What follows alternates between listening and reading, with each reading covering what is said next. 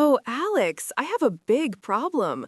I want to speak English, but I feel so shy. My mouth feels like it's glued shut. How can I build my confidence to speak English? It feels impossible sometimes.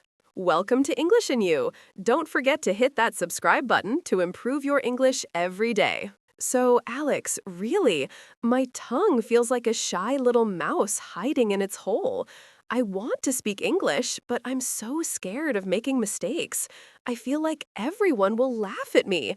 How can I be brave? Ah, Sarah, the shy mouse tongue problem. I know it well.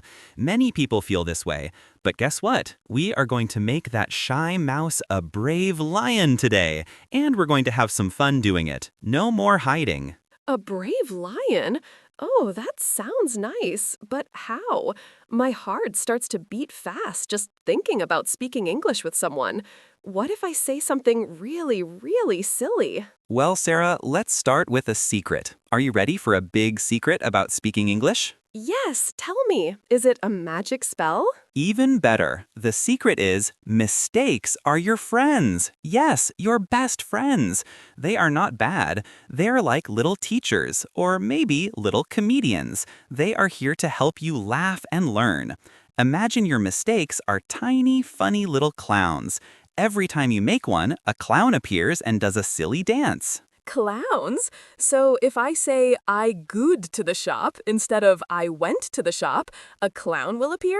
Exactly, a little clown with big floppy shoes and a tiny hat. And that clown says, oopsie, almost right, let's try went next time. But it doesn't make you feel bad, it makes you smile, because you tried, and trying is the most important thing. So it's okay to make mistakes, even big ones? Absolutely. Think of it like learning to ride a bicycle. When you first start, do you ride perfectly? No. You wobble, you fall down, maybe you scrape your knee a little. But do you stop? No. You get back on. And every wobble, every fall teaches you something. It teaches you how to balance better. Mistakes in English are like those wobbles. They show you how to balance your words better next time.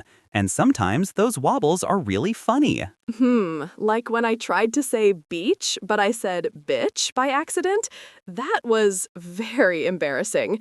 My friend laughed so much. Oh, yes, that's a classic. And you know what? Your friend laughed with you, not at you. That's the key. Sometimes mistakes create funny moments, and funny moments help us remember things better. Now you will probably never confuse beach and bitch again, right? Because of that funny, embarrassing moment. It was a great lesson thanks to a funny mistake clown. That's true. I definitely remember that one. So I shouldn't be afraid of the mistake clowns? Never. Embrace them. Give them a high five. When you make a mistake, don't think, oh no, I'm bad at English. Think, yay, another funny clown joined my language circus. The more clowns you collect, the more you learn. And the more confident you become, because you see that mistakes don't stop you. They help you move forward. They're like little stepping stones, funny, wobbly stepping stones. So my goal shouldn't be no mistakes. It should be more clowns? Exactly. Your goal is to speak, to communicate, not to be perfect, because perfect doesn't exist, even for native speakers. We make mistakes all the time. Sometimes we say or we forget a word. That's normal. Imagine if everyone waited until they were perfect before speaking, the world would be very, very quiet and not much fun. That's a good point. I always think native speakers are perfect. They sound so smooth. They sound smooth because they practice every day since they were babies, and they still make little mistakes. The difference is they don't worry about them. They just keep talking, and that's what we want for you, to just keep talking, to let your words flow, even if they sometimes bump into each other like clumsy dancers. It's still a dance. Clumsy dancers. I like that. So my first step to confidence is to invite all the mistake clowns to my English party? Yes, and let them dance their silly dances.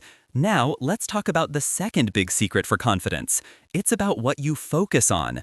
Many beginners focus too much on perfect grammar, perfect pronunciation, everything perfect. But that's like trying to bake a cake and only thinking about the sprinkles, not the cake itself. Oh, I do that. I think, is this verb tense correct? Is this preposition right?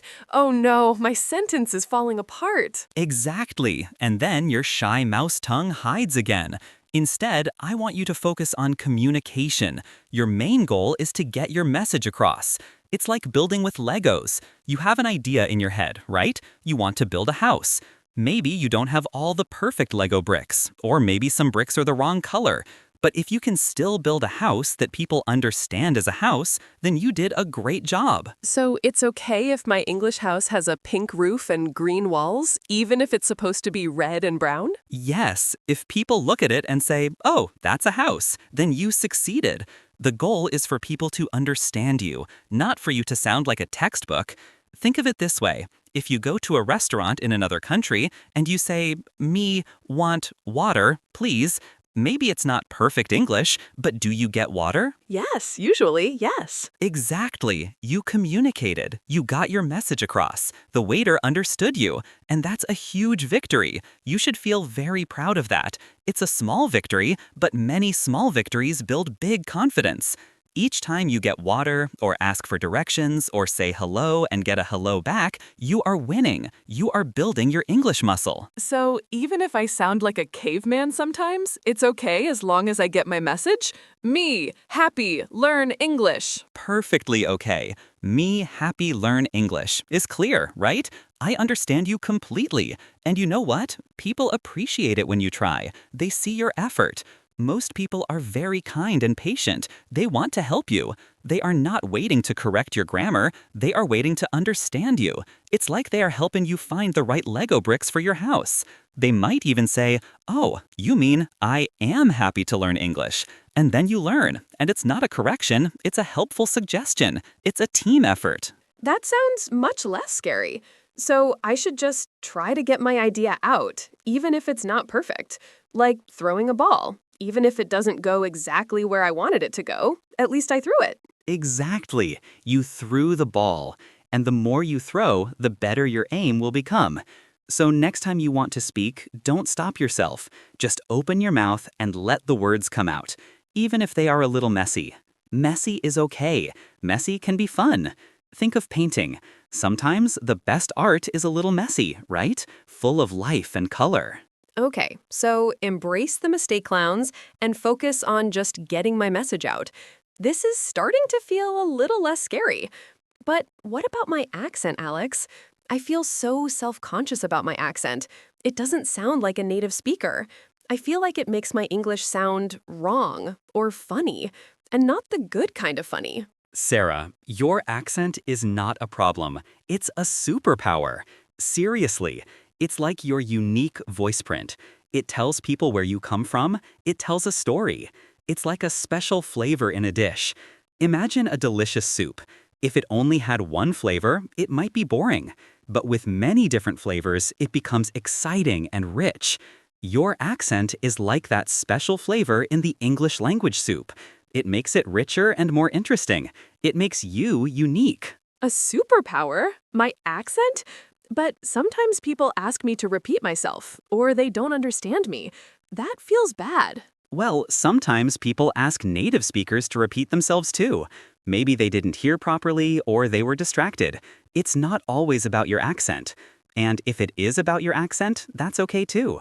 It just means you have a unique way of speaking. And sometimes you might need to slow down a little or choose slightly different words.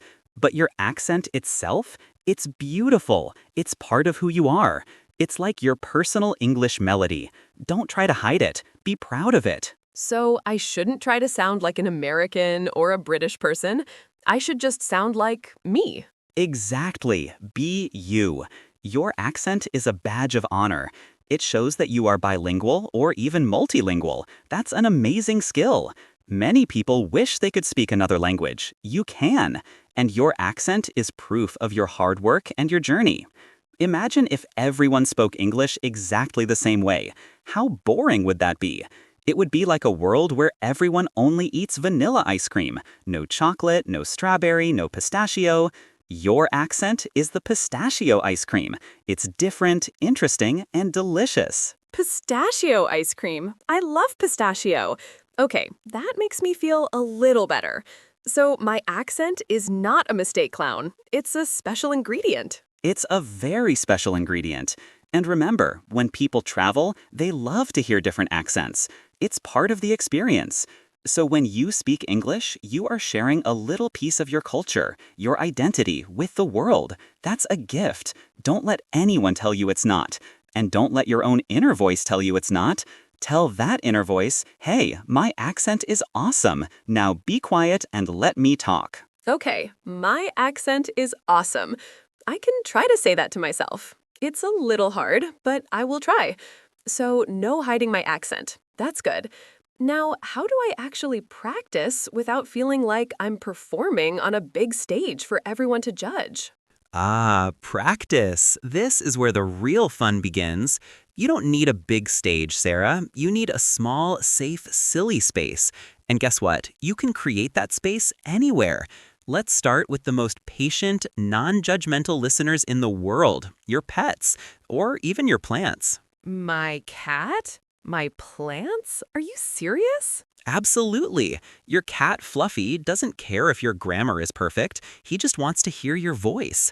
So tell Fluffy about your day in English. Hello, Fluffy. I woke up. I ate breakfast. It was yummy. Or tell your plant. Dear plant, please grow big and strong. You are a very green plant. It sounds silly, right? But it works. You are using English, you are forming sentences, and there is absolutely no pressure. It's a safe space to make all the mistake clowns dance. So, I can talk to my cat about my morning coffee, and he won't judge my pronunciation of espresso? Not at all. He'll probably just purr, which means, excellent English, human. Now, where's my food? This is called shadowing or self-talk. You can also describe things around you. This is a red cup. The sky is blue today. My shoes are black. Simple sentences, building confidence. No one is listening, so there's no fear. You are your own best audience, and your pet is your biggest fan. Okay, talking to my cat sounds funny enough to try. What else can I do in my silly space? You can sing. Sing English songs, even if you sing them badly, especially if you sing them badly. Turn on some pop music, read the lyrics, and just belt it out. Who cares if you sound like a frog? You are practicing pronunciation, rhythm, and intonation, and you're having fun. It's like a private concert where you're the star and the only critic is your showerhead. Oh, I love to sing in the shower, but usually in my native language. So I can try English songs, even if I don't understand all the words? Yes, pick a song you like, even if it's a children's song. Children's songs are great for beginners because they are simple and repetitive. Twinkle, twinkle, little star. Sing it, hum it, dance to it. It's all English practice. And the sillier you feel, the better. Because when you can laugh at yourself while learning, you become unstoppable. Humor is a super glue for confidence. Okay, singing badly in the shower and talking to my cat. What about something a little more interactive, but still not too scary? Great question. How about recording yourself? Record myself. Oh no, Alex, that sounds terrifying. My voice sounds so weird when I record it. I know. Everyone thinks their recorded voice sounds weird, but this is a secret weapon. Think of it as making a funny home video of your English journey. You don't have to show it to anyone. Just record yourself speaking for 1 minute. Maybe you read a short paragraph from a simple English book, or you describe your day to your phone, like you're talking to your cat. Then listen back. And don't listen to judge yourself harshly. Listen like a friendly detective. A friendly detective? What does that mean? It means you listen for things like, I said tree really well there. Or, I made a mistake with go and went again. Okay, I'll focus on that next time. It's not about being perfect. It's about noticing where your mistake clowns are dancing the most. And it's also about celebrating your successes. Wow, I spoke for a whole minute. Go me. It builds awareness without judgment. And you can even make funny faces while you're recording, just for fun. No one will see. So, I'm my own friendly English detective, and I'm also making a funny home video. Okay, that sounds less terrifying. Maybe I'll record myself talking to my cat. Two birds, one stone. Excellent idea! You see, you're already finding ways to make it fun and less scary. And this leads us to another important point. Start small. Don't try to climb Mount Everest on your first day of hiking. Start with a small hill, or even just a walk around the park. What do you mean by start small for English speaking? It means don't try to have a deep philosophical discussion about the meaning of life in English on your first try. Start with simple things. Say hello to a shopkeeper. Ask, how are you to a colleague. Order a coffee. Coffee, please. These are small, achievable goals. Each time you do one, you get a little boost of confidence. It's like collecting tiny gold coins. Each coin makes you feel richer and stronger. So instead of trying to make a whole complex sentence, I can just use one or two words? Yes, or short, simple sentences. Thank you. Excuse me. Have a nice day.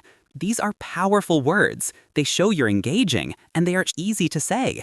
And when someone replies, you too, or no problem, you've had a successful English interaction. That's a win. Celebrate those wins. Give yourself a mental high five, or a real high five if you're feeling extra confident. A mental high five. I like that. So I shouldn't expect myself to suddenly speak like a news anchor? Never. That's like expecting a baby to run a marathon. Be kind to yourself, Sarah. You are learning a new skill. It takes time, and it takes patience. Imagine you have a tiny little English plant. You wouldn't expect it to grow into a giant tree overnight, would you? You water it a little every day, give it some sunshine. You don't yell at it for not growing faster. You encourage it. Be that kind gardener for your English skills. Give yourself positive self-talk. Positive self-talk. What does that mean? It means being your own best friend. When you make a mistake, instead of thinking, I'm so stupid, you think, oops, that's okay. I tried. I'll do better next time. Or, wow, I actually managed to say that whole sentence, even if one word was wrong. Good job, me. It's like having a little cheerleader inside your head, cheering you on, not a little critic telling you off. Tell that inner critic to go on vacation, or give it a silly hat and make it sing a funny song. La la la, I'm learning English and I'm awesome. My inner critic has a silly hat now. That's a good image. So be kind to myself, celebrate small wins, and don't expect perfection. This is starting to sound like a fun adventure, not a scary exam. It is a fun adventure. And speaking of fun, let's talk about finding people to talk to. Because eventually, your cat and your plants will get bored of hearing about your coffee. Oh no, my cat already gives me funny looks sometimes. But finding real people, that's the scariest part. What if they don't understand me? What if I can't understand them? I know, it can feel like jumping into the deep end of the swimming pool, but we're not going to jump into the deep end right away. We're going to start in the shallow end with armbands. Look for language exchange partners online. There are many apps and websites where you can find people who want to learn your language, and you can help them with theirs, and they help you with English. It's a fair trade. And often, these people are also learners, so they understand exactly how you feel. They are also collecting mistake clowns. So I can find someone who is also learning, and we can make mistake clowns together? That sounds much less scary. It's like having a partner for a silly dance. Exactly. And you can start with text messages, then move to voice messages, and then maybe a short video call. You control the pace. You can talk about simple things like your hobbies, your favorite food, your pets. And remember, when you're talking to another learner, you're helping them too. So it's a win-win situation. You build confidence by helping someone else, and they help you. It's a team of brave lions helping each other roar. A team of brave lions. I like that. So I'm not alone in this. And what if I don't have an online partner? What if I'm just out in the world? Then look for opportunities. Maybe there's an English conversation club in your city. Or just try to make small talk. If you're at a coffee shop and you hear someone speaking English, you can simply say, "Excuse me, I'm learning English. I just wanted to practice saying hello." Most people will be delighted and encouraging. You'd be surprised how friendly people can be when you show you're making an effort. Remember, people want to connect. English is just a tool for connection, and your unique accent and funny mistakes are part of your charm. So I should just try, even if it's just a hello. Yes, just a hello, or thank you, or how are you? Small steps, remember? Collect those tiny gold coins of interaction. Each one makes you stronger, braver, and more confident. It's like playing a video game where every tiny success gives you points, and suddenly you have enough points to level up, and your shy mouse tongue becomes a brave lion's roar. Wow, Alex, this is so much better than I thought. I thought building confidence meant suddenly being perfect, but it sounds like it means being brave enough to be imperfect and have fun. That's exactly it, Sarah. Let's recap our funny confidence boosters. First, embrace your mistake clowns. They are your funny teachers. Second, focus on communication, not perfection. Get your message across even if it's a little messy. Third, your accent is your superpower. Be proud of your unique voice. Fourth, practice in silly, safe ways. Talk to your cat, sing badly in the shower, record funny home videos of your English. Fifth, start small and be kind to yourself. Celebrate every tiny win and tell your inner critic to take a vacation. And finally, find your team of brave lions. Connect with other learners or friendly people. You are not alone. Embrace mistake clowns, communicate, accent is a superpower, silly practice, be kind, find my team.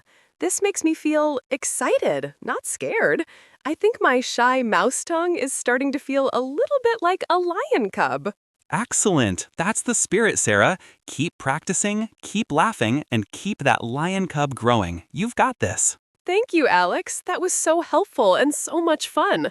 I feel like I can actually try these things now. My pleasure, Sarah. Remember, every journey starts with a single step, or in this case, a single funny mistake. And thank you, our amazing listeners, for joining us on English and You. We hope this episode helped you feel more confident about speaking English. Don't forget to like this episode if you enjoyed our funny tips, subscribe for more English lessons, and share it with your friends who might also have a shy mouse tongue. Yes, let's all turn our shy mouse tongues into brave lions together. See you next time. Bye for now.